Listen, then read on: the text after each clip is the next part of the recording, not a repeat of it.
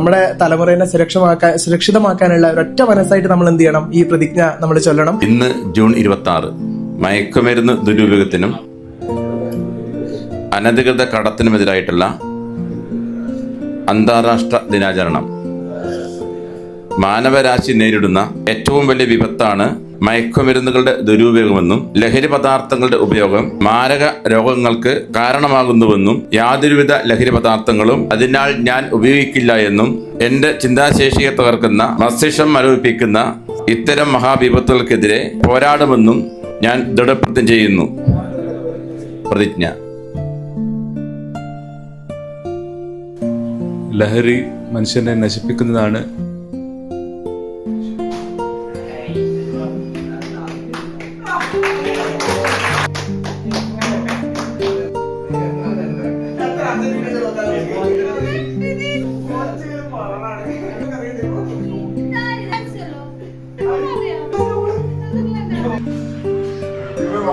ഈ ചോപ്പും